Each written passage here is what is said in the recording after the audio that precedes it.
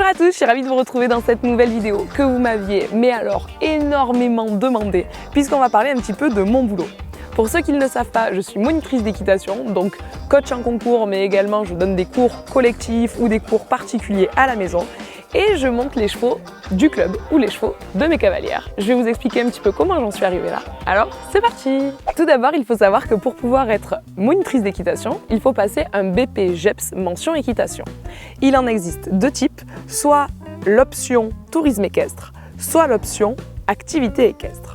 La première, l'option tourisme équestre, vous donne la possibilité de donner des cours jusqu'à galop 4 et d'encadrer des randonnées sur 1 à plusieurs jours. Moi personnellement, je me suis orientée vers l'option activité équestre qui va être un petit peu plus l'équitation classique qui donne le droit d'encadrer des cavaliers de galop 1 à galop 7, mais également les accompagner en concours, que ce soit en concours club ou en concours amateur. Si vous souhaitez passer votre BPJEPS, vous allez vous tourner vers des organismes de formation.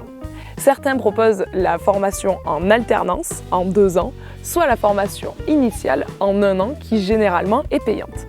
Personnellement, j'ai opté pour la formation en alternance et je l'ai réalisée au domaine équestre des Grands Pins pour mon centre de formation.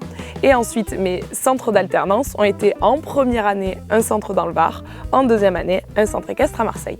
Vos heures de formation sont divisées de la manière suivante. Généralement, vous passez 2 jours par semaine en centre de formation et le reste du temps, donc 3 à 4 jours dans votre centre équestre alternant. Lorsque vous êtes en formation, on va vous former à donner des cours, à monter des chevaux et vous allez devoir travailler pour passer au bout de vos 2 années de formation 10 UC, donc unités de connaissances, qui vont du fait de savoir donner un cours d'animation poney, à donner un cours au cavalier confirmé, galop 6, galop 7, à organiser un concours et bien évidemment en passant par le fait de savoir un minimum monter à cheval. Donc ça c'est ce que vous allez apprendre dans votre école.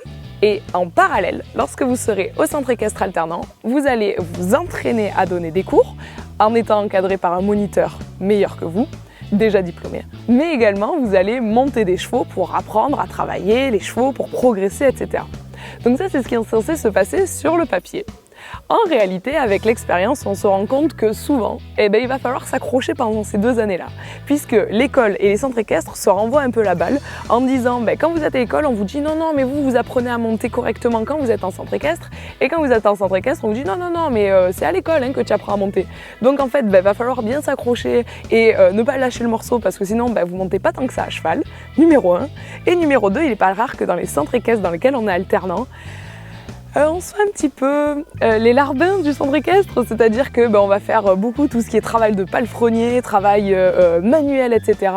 On va vous abandonner un petit peu dans les cours rapidement en me disant oui, c'est bon, tu peux t'occuper des petits japonais puisqu'il y a beaucoup de moniteurs qui veulent pas s'en occuper. Et du coup, vous êtes là à être un petit peu lâché en autonomie dans le club. Alors attention, je mets un bémol là-dessus, je parle de mon expérience personnelle. Peut-être qu'il y a des clubs qui sont parfaits pour encadrer des élèves BPJEPS, mais du coup, c'est pas rare qu'on soit un petit peu plus lâché en autonomie à essayer de jongler comme on peut. Donc les 2 années de BPJEPS sont 2 années primordiales dans lesquelles il va falloir s'accrocher, tout donner pour essayer de monter à cheval, essayer de progresser par soi-même à cheval justement, et essayer d'absorber un maximum de connaissances et surtout aller chercher ces connaissances-là. Rarement les instructeurs viennent de eux-mêmes vous exposer leur science. Donc si vous souhaitez vous cultiver un petit peu, il va falloir faire la démarche d'aller vers eux.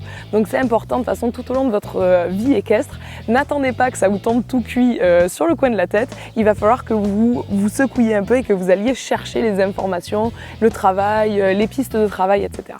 Recadrons un petit peu ce sujet-là parce que je suis en train de m'égarer un petit peu et revenons au vif du sujet, c'est-à-dire le BPJEPS en lui-même. Au bout de 2 ans de formation, on va passer les UC, les unités de connaissances dont je vous parlais tout à l'heure, et il va y en avoir certaines que l'on va passer à l'écrit, d'autres à l'oral, d'autres directement dans notre centre équestre.